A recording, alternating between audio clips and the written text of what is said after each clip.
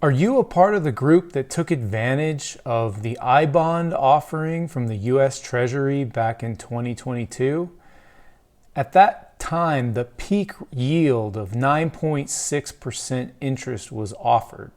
This was an incredible return on your money for a nearly guaranteed return rate over a period of time.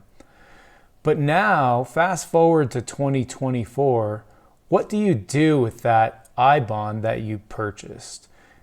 Do you still hold it? Do you sell it? That's going to be the topic for this video. We're going to dive into the nuances of buying and selling I-bonds, when it makes sense to hold, when it makes sense to sell, and what you should be doing now in 2024 and next year in 2025 with regards to your I-bonds. Before we get into the video, let me take a moment to ask for your support.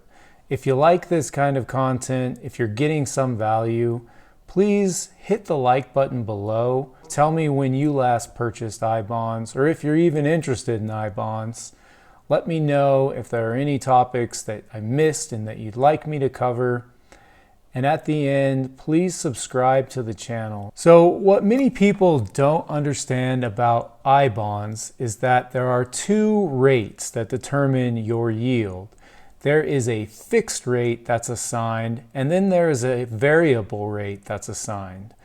The way this works is that the variable rate is pegged to inflation, and as inflation decreases, so too does the yield. The fixed rate is the lowest rate of interest that you will receive, and it offers a foundation or baseline interest for your investment. Now, the composite of these two is put together for the actual yield that you're paid on the I-bond that you own. If you're not familiar with I-bonds, they're basically a U.S. held bond offered from the U.S. Department of Treasury. Each person can put up to $10,000 per year into I-bonds. There are penalties associated with early withdrawal. Typically, you're assessed a 3-month interest penalty. So you'll forfeit the previous 3 months of interest that you've made on your I-bonds if you sell early. The limit to hold is actually 5 years. And so if you sell any time before 5 years, you are assessed this penalty. And the minimum time to hold is 12 months. So if you buy an I-bond, you need to hold it for at least 12 months. So within this time period, 12 months to 5 years, you need to decide whether or not it's right for you to hold the I-bond. So let's work with an example here. If you purchased $10,000 worth of I-bonds back in 2022, when your variable rate of yield was 9.6%, at this time, the fixed rate that was offered on this purchase was 0%. That means potentially you could be making 0% on your money if inflation decreases accordingly. So if you still hold this I-bond today that was once at 9.6%, with the 0% fixed rate and the relative decrease in inflation rate, the new composite score right now is 1.9%. So you're likely yielding 1.9% on the money you're holding. So let's take a current day example. If you purchased I-bonds today, instead of getting a 0% fixed rate, the fixed rate is actually 1.2%. So it's increased over time. Now, the composite rate is combining along with that rate a certain rate pegged to inflation. And that combined composite rate, which was equivalent to 9.6% back in 2022, today is at only 4.28%.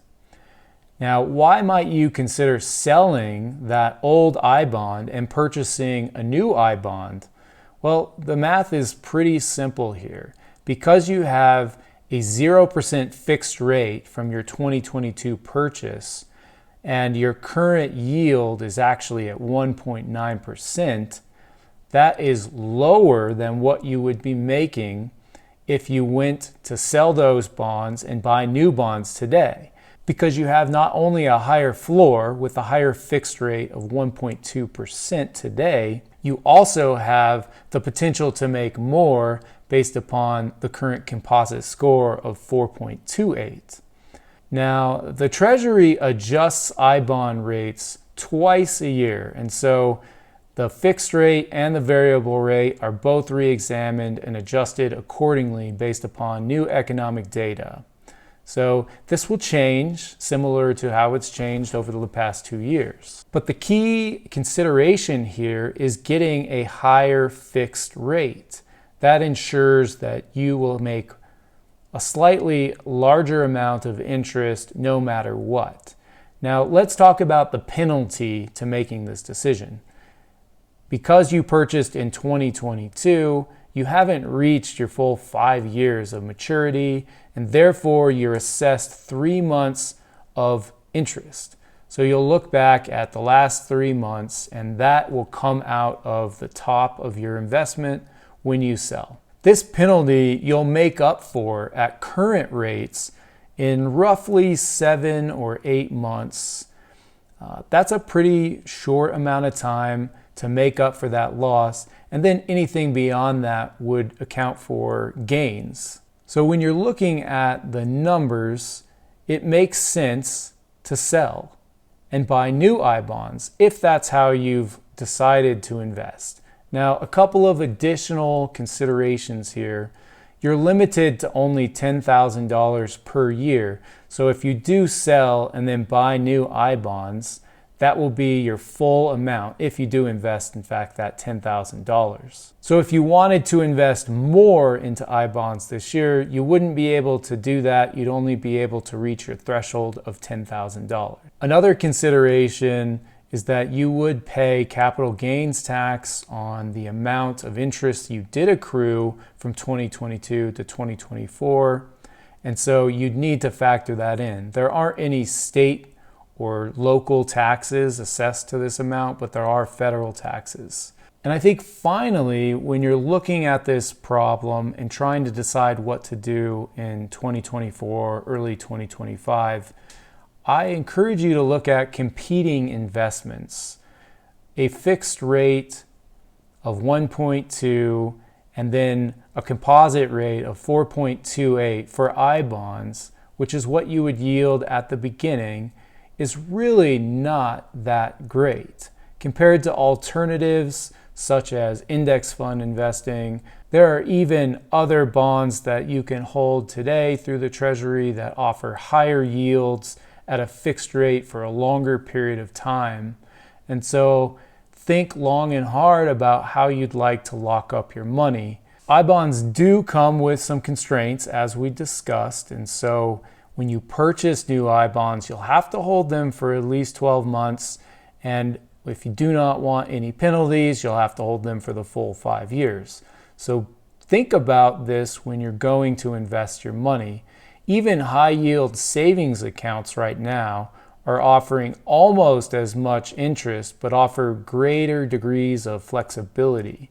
You're able to pull your money out quickly, so liquidity factor is high, and you can invest in other things along the path if you see something better for you. In an I-bond, you're locked in and you will get a certain rate guaranteed for 6 months, and then it's adjusted again every 6 months. And so you'll have to figure that in. There's really no way of predicting how that will go, but as inflation steadies and decreases, you'll also see a lower yield over time. I hope this video helped you better understand your current position with I-bonds. I know that I will be selling my position in I-bonds now because I'm bringing in such a small amount of interest that it's really no longer worth holding those I-bonds. I will take the penalty of 3 months interest, I will pay taxes, and then I'm going to take that money and put it into index funds. This is not advice. I don't make any recommendations here as to what you should do with your money, but I would look at some alternatives and decide what you're comfortable with and what sort of yield you target, whether that be over the long period of time or if it's just in a safe, high-yielding savings account.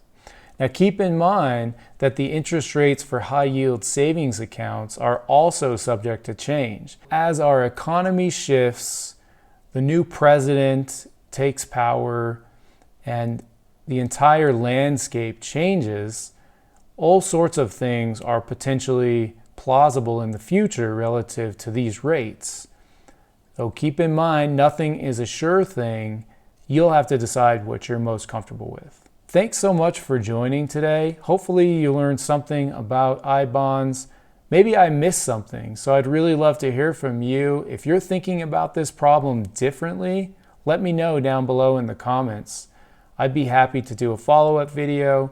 I know that I-bonds have lost a lot of interest, and for good reason. When you have a yield at 9.6%, that's pretty incredible. And even though it's only on a $10,000 maximum, that can make a profound difference in terms of interest. At this point, it's not a very good investment for most people, and I think the attention that the I-bonds are getting in media is almost zero, so for good reason. Just don't want people to forget, if they do have positions in I-bonds, that there are ways out and there are easy ways to make more money on your investments. Thanks again for joining. I look forward to seeing you in the next video. Take care.